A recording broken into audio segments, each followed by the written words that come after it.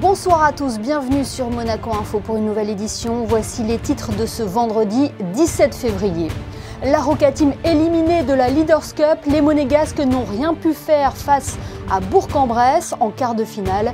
Réaction à suivre dans quelques instants avec notre envoyé spécial à Saint-Chamond. Puis nous reviendrons sur la séance d'installation du nouveau Conseil national lors de laquelle Brigitte Boccon-Pagès a été élue présidente de l'Assemblée. Un an après le début de la guerre en Ukraine, que retenir de ce conflit, un conflit qui dure? Dimitri Minik, docteur en histoire des relations internationales, nous éclairera à ce sujet. Quelle est la place du sucre dans nos assiettes? Alors que nous consommons au-delà de la moyenne mondiale, la tendance est à désucrer nos desserts. Nous en parlerons avec le chef pâtissier Christophe Lefel. Je vous le disais en titre, la Leaders Cup a débuté aujourd'hui à Saint-Chamond dans la Loire. Vous avez pu suivre en direct sur notre antenne cet événement. La Roca Team en panne d'adresse s'est inclinée d'entrée en quart de finale face à Bourg-en-Bresse. On rejoint sur place Yannick de Bever. Bonsoir Yannick. Et oui Milly, bonsoir à tous. C'est une surprise dans cette Leaders Cup. Monaco ne passe pas les quarts de finale. Une défaite face à Bourg-en-Bresse 102-92. On peut noter une stat inquiétante en tout cas, qui pourrait expliquer ce résultat. C'est le 5 sur 22 à 3 points de la Roca Team. Une maladresse qui malheureusement a profité aux Burgiens qui ont été très agressifs, qui ont fait beaucoup de fautes et derrière Monaco n'a pas su rectifier le tir sur la ligne de réparation avec beaucoup de lancers francs ratés. Une défaite finalement logique. Bourg-en-Bresse mérite sa place en demi-finale où elle affrontera Dijon, vainqueur de Limoges dans le match du début d'après-midi. Pour Monaco, c'est une désillusion parce qu'ils étaient venus pour gagner, tout simplement. Tout le groupe regardait dans la même direction, mais malheureusement, c'est un revers pour la Roca Team qui devra se reconcentrer très vite sur les autres compétitions, à savoir la Coupe de France, le Championnat de France et puis surtout l'Euroleague, puisque le prochain match pour la Roca Team, c'est un déplacement à Barcelone pour y affronter l'équipe de Sarunas Jasikevičius. Voilà, Émilie, c'est l'heure pour nous de rentrer à Monaco un petit peu précipitamment, mais c'est une défaite logique finalement pour la Roca Team face à Bourg-en-Bresse, 102-92. Merci Yannick. En football, les Monégasques ont eu plus de succès en Ligue Europa. Ils ont renversé hier le Bayer Leverkusen grâce notamment au buteur providentiel Axel Disasi. Score final 3-2 et l'AS Monaco qui met une sérieuse option avant le match retour à domicile jeudi prochain. On quitte le sport pour parler politique. La séance publique d'installation du nouveau Conseil national s'est déroulée hier en fin de journée. Quels auront été les temps forts de cette cérémonie forte en émotions? Élément de réponse avec Christine Datomel. Une cérémonie forte en émotions, certes, mais qui marque aussi un tournant pour l'histoire du Conseil national. Car si le Parlement élit ses membres tous les 5 ans au suffrage universel et que les Monégasques majeurs, hommes et femmes, sont dès lors appelés aux urnes pour voter, le ou la présidente du Conseil national n'est pas élue par les Monégasques, mais par ses pairs. Et ce jeudi 16 février, c'est une femme pour la première fois de l'histoire du Parlement monégasque qui a été élue présidente du Conseil national. Brigitte Boccon-Pagès, qui avait remplacé au pied levé l'ancien président Stéphane Valéry lors de la mandature précédente, a donc été élue officiellement présidente du Conseil national pour la mandature 2023-2028. Il s'agit de la première femme issue d'une élection. Je vous propose d'entendre ses premières impressions juste après la séance. Très émue, très fière. Être élue présidente du Conseil national après tous ces grands hommes que j'ai eu l'occasion de citer dans mon discours. Incroyable. J'ai vécu beaucoup d'émotions ce soir. En même temps, j'étais tellement fière. Je regardais mon prédécesseur Stéphane Valéry et je me disais, c'est bien grâce à toi que je suis arrivée là ce soir. Donc voilà, très très émue. En même temps, j'avais ma famille. Vous avez dû certainement sentir à un moment donné l'émotion dans ma voix. Voilà, c'est un ensemble de choses très... Comment je peux choisir le mot approprié? Enfin, j'étais émue au plus haut point. Lors de cette séance, les élus ont également voté à bulletin secret pour élire le vice-président.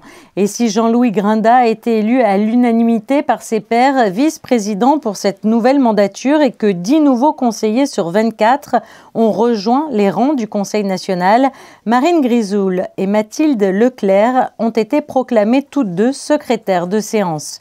Un honneur pour cette dernière qui, en plus d'être la Benjamine, siégera pour la toute première fois en tant que conseillère nationale et présidente de la commission de l'éducation, de la jeunesse et des sports. C'est la première fois du coup que je siège au sein de l'hémicycle, donc beaucoup d'émotions. Maintenant, une envie vraiment de se mettre au travail et de mener à bien le projet pour lequel les Monégasques, nos compatriotes, nous ont élus. Il y a certains sujets qui me tiennent particulièrement à cœur. Je pense notamment au fait de motiver les jeunes à s'insérer dans la vie publique, la réinsertion des jeunes, le retour au pays des jeunes. Il y a bien évidemment le droit des femmes. Et donc maintenant, le sujet de l'égalité qui est fondamental et bien sûr le sujet du suivi de l'accord d'association avec l'Union européenne qui occupera une place centrale dans ce mandat. Une cérémonie emplie d'émotions donc et empreinte par une forte dimension politique. Je vous rappelle que vous pouvez assister tout au long de l'année, si vous le souhaitez, aux différentes séances publiques au Conseil national. Et tous se retrouveront donc au mois d'avril pour la première séance de printemps et pour la première séance publique législative. Et au lendemain de l'installation du nouveau Conseil national, les conseillères et conseillers nationaux se sont réunis pour élire les présidentes et présidents de commissions permanentes et spéciales. Ils ont également désigné les représentants de l'Assemblée dans les divers groupes de travail avec le gouvernement princier. Vous découvrez en ce moment même à l'écran les différentes commissions et leurs présidents. Dans l'actualité à l'international, le 24 février 2022, les forces armées russes envahissaient l'Ukraine. Près d'un an après le début de cette guerre, que retenir de ce conflit?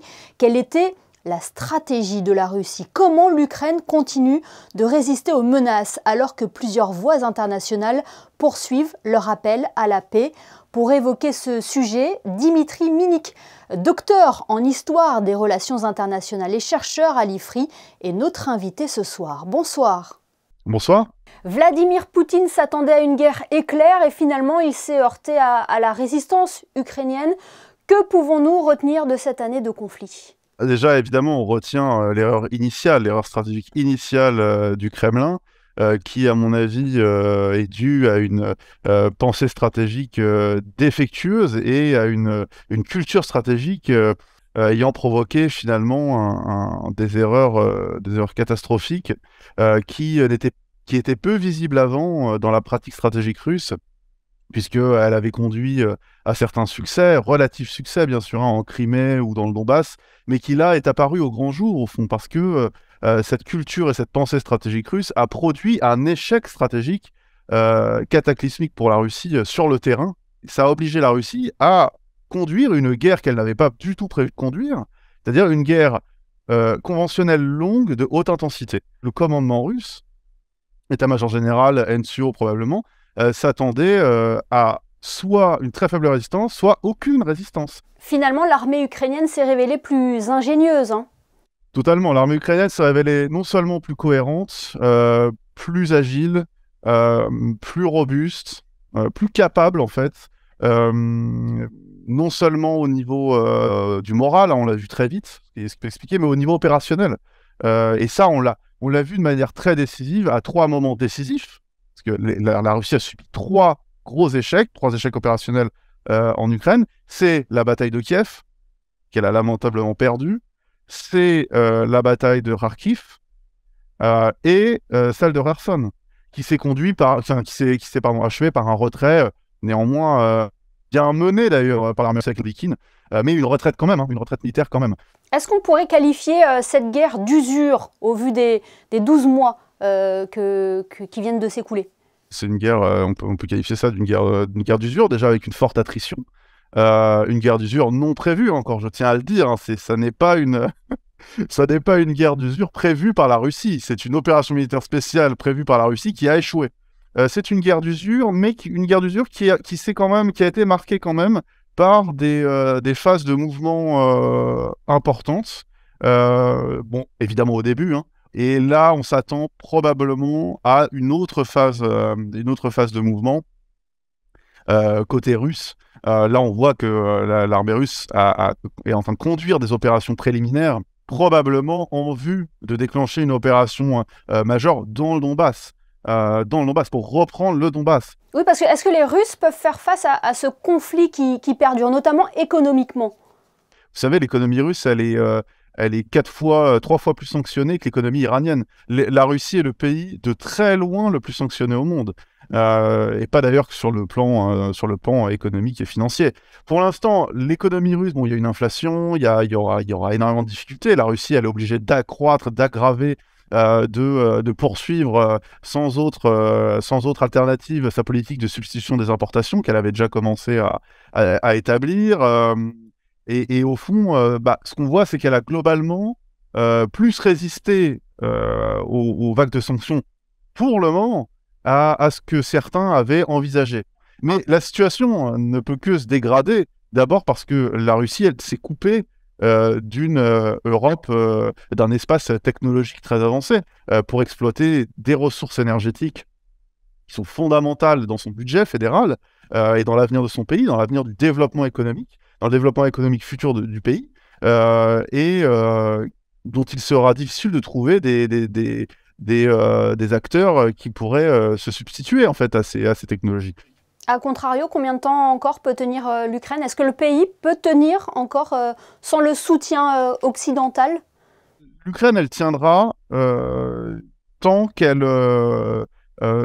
mon avis, sa durabilité sera importante sur le plan moral, évidemment, puisqu'elle défend son pays, les soldats défendent leur terre et leur pays, et elle sera évidemment très dépendante, à mon avis, sur le long terme, du soutien polymorphe occidental, pas juste militaire d'ailleurs, économique, militaire, diplomatique, politique, financier et évidemment humanitaire.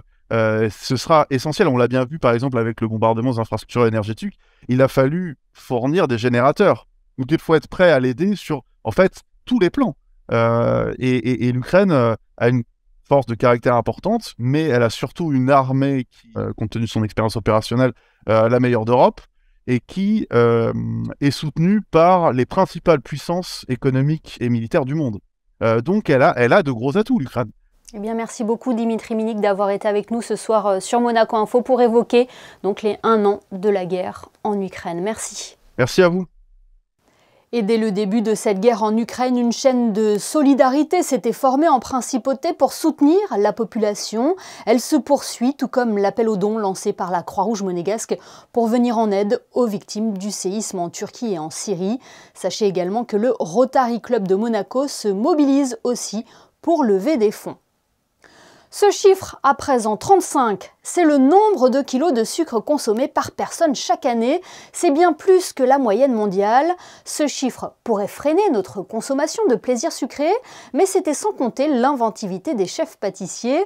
La cuisine s'adapte de plus en plus à nos goûts et à nos désirs, et se fait de plus en plus belle à l'œil pour séduire nos papilles.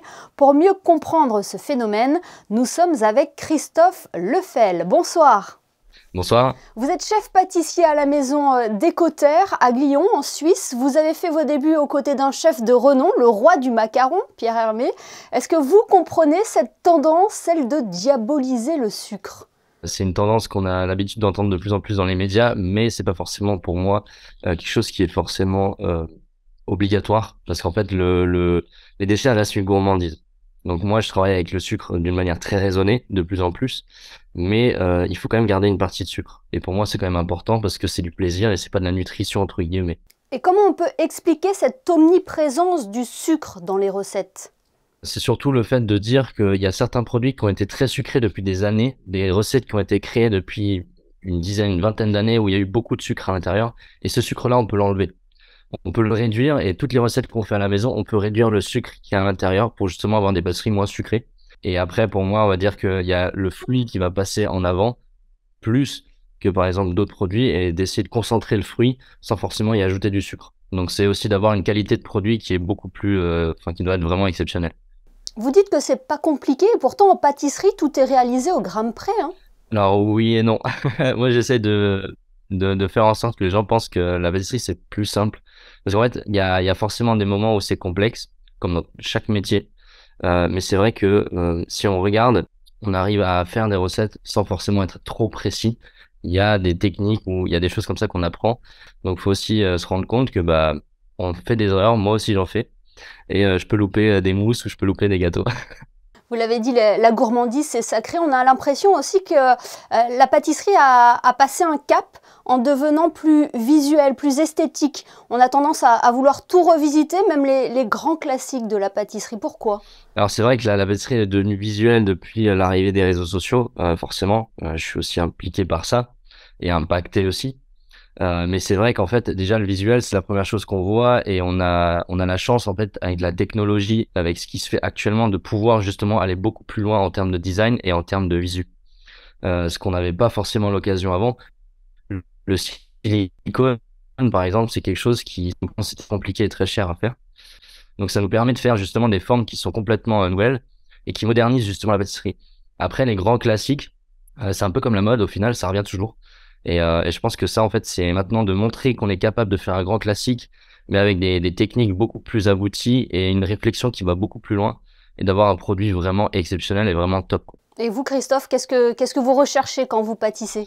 Alors, au restaurant, à la Maison des Cotères, on fait vraiment des produits locaux. Donc, on est sur une recherche vraiment un peu plus poussée sur le produit, pas forcément sur, comment dire, on va dire un esthétique incroyable où il y a forcément des moments où on pense plus esthétique.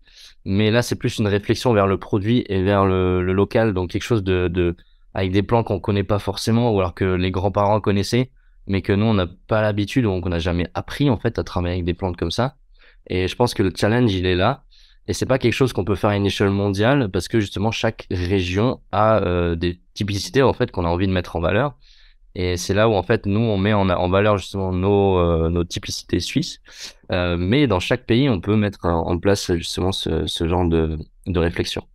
Alors, quel est votre dessert fétiche? Alors, j'en ai pas vraiment. On me pose beaucoup la question, mais c'est plus des desserts simples. Mousse au chocolat, île flottante, des choux, des choses en fait qu'on mange facilement, un éclair, et qu'on peut aussi faire facilement, parce qu'en règle générale, quand je suis à la maison, je fais très très peu de pâtisserie, mais j'aime bien faire des plats où on peut partager, des plats où c'est rapide à faire, et où tout le monde peut aller dedans en fait, tout le monde peut prendre la cuillère, et puis on sert, et puis on partage un bon moment.